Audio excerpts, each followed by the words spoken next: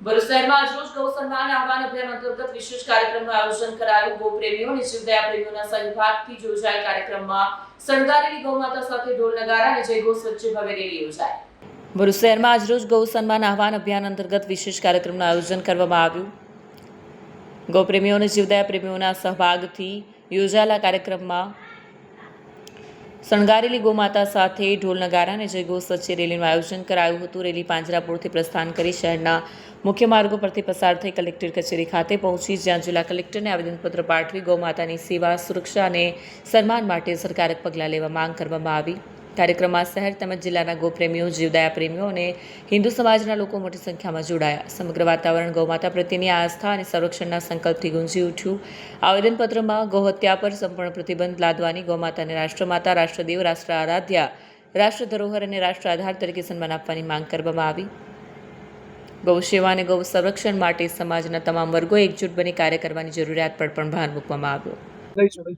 ગૌ સન્માન આહવાન અભિયાન જે ગૌ માતાને વર્ષો અગાઉ આપણને જે સન્માન મળતું હતું, કાળક્રમે કેટલીક પરિસ્થિતિઓને કારણે આપણને જ્યારે ગૌ માતાનું સન્માન ઓછું થયું, ત્યારે તેવા સંજોગોમાં હાલની જે સ્થિતિ છે એ જોતા આપણે અભી નહીં તો કભી નહીં ગૌ માતાને જો રાષ્ટ્રમાતાનો એકવાર દરજ્જો મળી જાય તો સમગ્ર રાષ્ટ્રની અંદર ગાય માતાની સેવા પણ થાય, ગાય માતાનું સન્માન પણ જળવાય અને ગાય માતાની સુરક્ષા પણ થાય, કે જેના પરિણામે આવનાર પેઢીઓ પણ એમ કહે કે ભાઈ આ સમય હતો, ભારતનો સુવર્ણકાળ હતો, કે જે સમયગાળાની અંદર ગૌ સેવા માટે, ગૌ સુરક્ષા માટે અને ગૌ સન્માન માટે ખૂબ સુંદર કાર્ય થયું છે। અત્યારની જે પરિસ્થિતિ છે એ જોતા આપણને એમ લાગે છે કે અત્યારે જો આપણને ગૌ માતાને જો રાષ્ટ્રમાતાનો દરજ્જો ના મળે તો પછી અભી નહીં તો કભી નહીં। એટલે અત્યારે આપણે ગૌ પ્રેમીઓ ખૂબ મોટી સંખ્યામાં રાજ્ય સરકાર અને કેન્દ્ર સરકારને વિનંતી કરીએ છીએ કે અત્યારે ગૌ માતાને જો રાષ્ટ્રમાતાનો દરજ્જો આપવામાં આવે તો આવનાર દિવસોની અંદર ભારત એ વિશ્વગુરુ બનતા દુનિયાની કોઈ તાકાત એને રોકી શકશે નહીં।